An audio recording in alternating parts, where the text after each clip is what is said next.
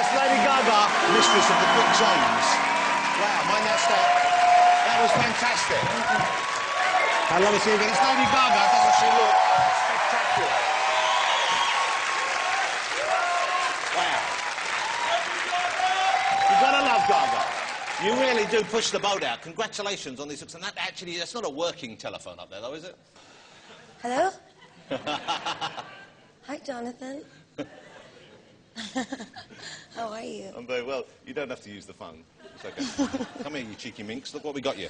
Thank you. We got you a new teacup to replace the old one. Isn't that nice, ladies and gentlemen? To replace the one that was stolen by me when she came on last time. Look, what an incredible year it's been for you, because when you were on last time, I think people were coming to terms with who you are. They were beginning to enjoy your music, but you were sort of seen as a bit of an oddity. Would that be fair, do you think, back then? I guess so, yes. Yeah. And now, I think they maybe came to wonder what all the fuss was about, and now they love what you do. Oh, thank you. Thank you so much. It must be very satisfying for you. Well, I really love my fans. I really love my fans. And one of the most exciting moments has been just this past week I played at the O2 Arena, and it was sold out with the most beautiful, amazing costumes and dancing and sweating and singing, and I just love my fans so much. But that's what the incredible thing is, because I've only seen photographs of this. I'm going to go and see you, because you're coming back here in May, I think, for some more dates. But you see people go to the Lady Gaga concerts dressed, not really like you, but you kind of inspire them to become glamorous, I guess, to be... There's some people there. I know that looks like an outtake from Little Britain or something, but it's just a couple there. But people just go crazy, don't they? They really... They're great. And I guess that makes part of the fun of the show. The whole thing is them as well. You won 3 Brits this year. You awarded 3 Brits. You got 2 Grammys. Is that right? Yes, 2. That's incredible. Thank you. He's so nice this year. Well, I was trying to be nice last time. I think you didn't expect me to be quite as good looking or something. What was it? What happened? Yeah, terrifyingly good looking. Yeah, there you go. Thank you. The clothes thing has become such an issue now. Everyone wants to see what you wear next. Everyone loves seeing these outfits. It's like performance art, really, and I'm sure that's partially the intention. Do you ever worry, though, that it will overshadow what you didn't overshadow the music, or is it all much of a oneness? No. I'm going to hang up on you for that because otherwise question. you'll be charged a fortune for that call. It's okay, though. Don't panic. I'm on a friends and family list. I think that for a very long time, I haven't really yet in my generation had sort of a figure that was really an escapist figure for me that I could latch on to and have the fantasy of the music and their life really inspire me. And I guess I've always lived, since I've been in New York, writing music, this very sort of art-centric, glamorous life. And it's important to me to always be that for my fans. And the idea of showbiz, Michael Jackson, showbiz, and the sentiments of music and performance. Today, with the media and the way that it is, you see absolutely legendary people taking out their trash. It's something that we as a society don't really want to see, but we keep buying into it, and I think it's actually destroying show business. So, if anything, there's absolutely no way I would ever give up my wigs and hats for anything. Yeah, because I don't think I've ever seen you looking less than spectacular. Thank you. So you must put that work in all the time.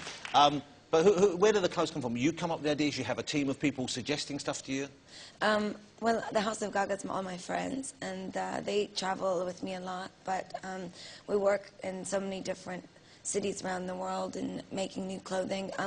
The living dress that you just saw for the Brown Eyes performance, that's something that the House of Gaga built, inspired by designer Hussein Chalayan living dress. Well, it's a marvellous piece of technology. The clothes themselves, where do you keep them? You can't keep them at home. Presumably you have a whole separate area for the outfits, because you don't want to throw them away. You don't want to get rid of them because they're kind of... I keep everything on the road. Okay. I don't have a house right now. You don't have a house? No, because I'm always on the road, and I put all my money into my show. Is there anything that you get offered, or do people come up with an idea? I'm thinking this is perhaps a silly question, but have you ever been given something and you said, no, that's too daft, I wouldn't wear that? I can't imagine that's the case, but have you... Sometimes people do make things for me that, I guess I don't dress for the sake of something being over dramatic or over exuberant. I really have very specific things that I like. So sometimes people do make things for me that are quite crazy, and I don't think it looks like fashion, so I don't wear it. But the hat, you know, once I got over the initial shock, now I'm looking at the telephone hat and thinking it looks really cute. Thank you. You know, it's a really nice look. And the lobster thing, It's even. Philip Tracy. He made that one too. Yeah, if someone had said to me she's going to come out with a lobster and peeping out in between the front prongs or whatever they are, you would think, well, that's going to look daft. And it does look kind of odd, but it can't, you work it. Philip Tracy is wonderful. He made this for me today. Okay, well, that's incredible. And that's quite, do you go to him with a specific order? Do you phone someone? Well, obviously, do you call them and say, I want a hat like this? I asked him to make me this hat because I wanted to talk to you through the whole interview through the phone, and just in case you weren't nice to me, I was going to hang up on you. I see. Well, you're hanging up now. Does that mean I've not been nice, or that's just to explain? Okay. Actually, you've been very nice. I can't do it. That's good. Well, I'm pleased to hear that. Want my tea? Have your tea. Have some tea. It's not. There's nothing in it though. It's just chamomile. You know. Don't worry.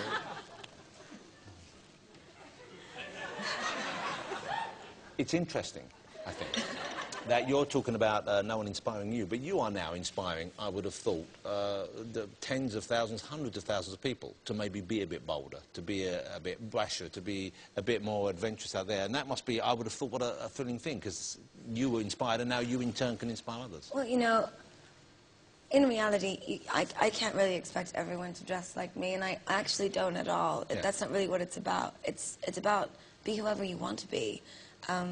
It's not about emulating me as a musician or as someone who wears fashion. It's in the show. I look out into the audience, and at the end of the night, I say, if the show is successful, they don't leave connected to me. They leave connected to each other.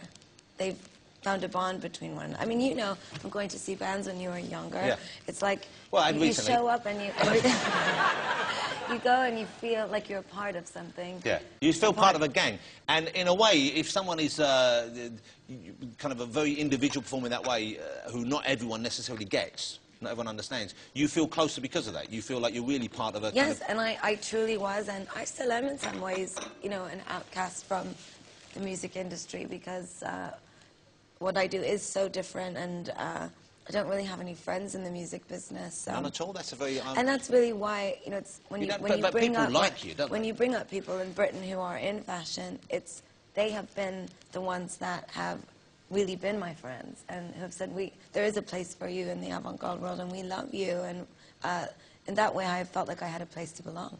I get the feeling from you saying that. Did you feel surprised that people in the music industry didn't warm to you then?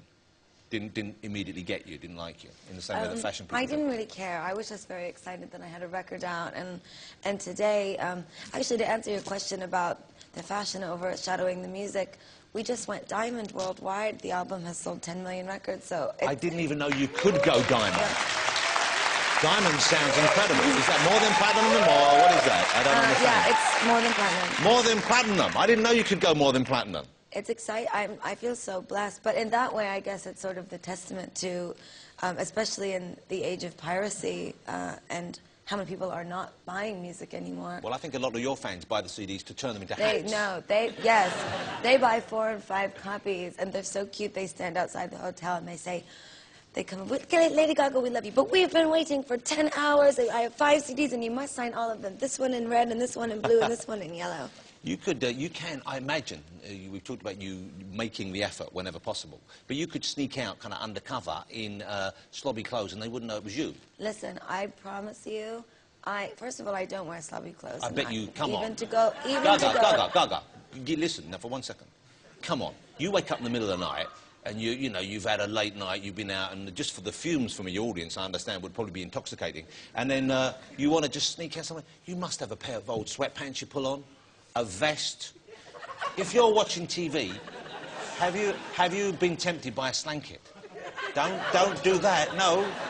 Look, I'm imagining. Have a look at that. What do you think? Do you think you could?